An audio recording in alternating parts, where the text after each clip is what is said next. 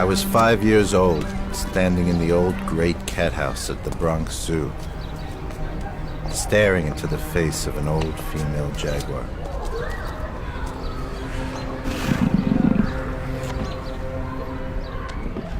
I remember looking at the bare walls and the bare ceiling, wondering what the animal had done to get itself there.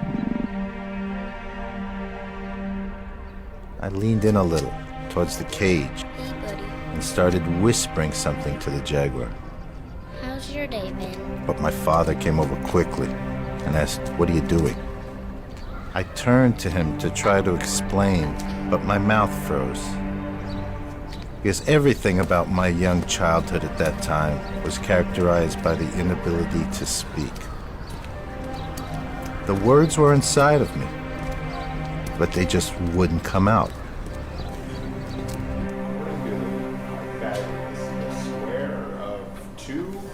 From the earliest time that I tried to speak, I was handicapped with a severe stutter.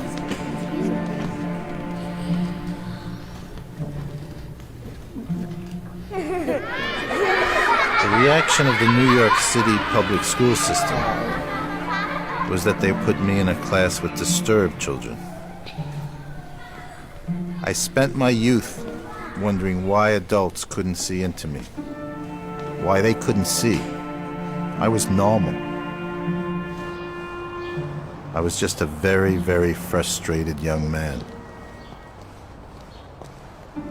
I felt very alone and out of place in the world.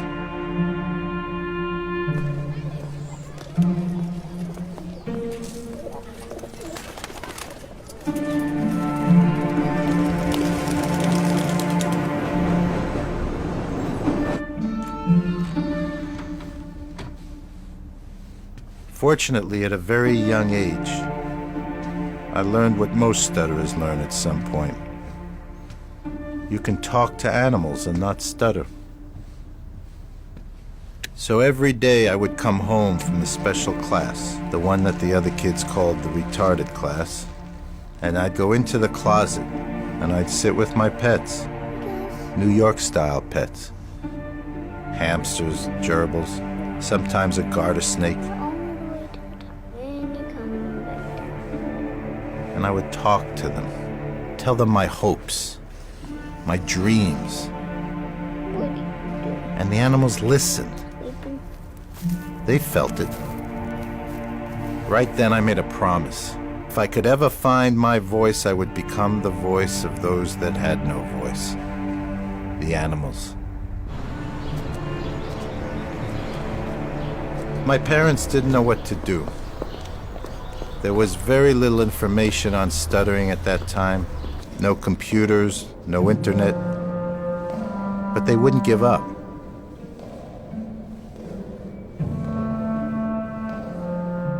They learned of a very experimental new clinic for severe stutterers. It was really intense. I was sent away for what seemed like an eternity. Okay. Now, what's this one? Bus, stop. Try that again. Bus, stop.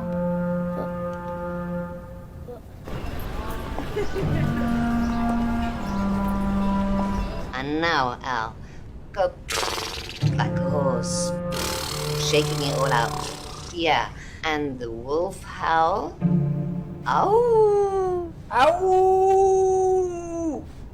Now straight away, around the rugged rocks, the ragged rascal ran. Around the rugged rocks, the ragged rascal ran. Great. But that clinic changed my life. Throughout my academic years, I had focused on science. I loved science. I loved science because science to me was the study of truths apart from the world of human beings. So I applied to graduate school at the University of Tennessee in wildlife biology and zoology, and I got accepted. Within 2 months, I had bought an old Ford pickup truck. packed everything I owned in the back, which didn't even take up half of it, and I drove from New York to Central America. This was what my life was all about.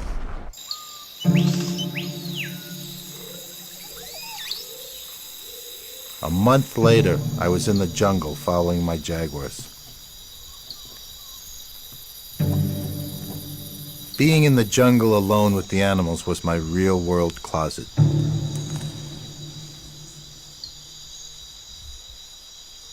But as fast as I was gathering information about them, they were being killed in front of me.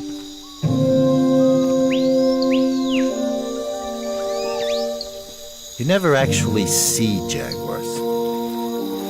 I knew all my jaguars in the study area from their tracks. But this one day, I crossed a completely new track.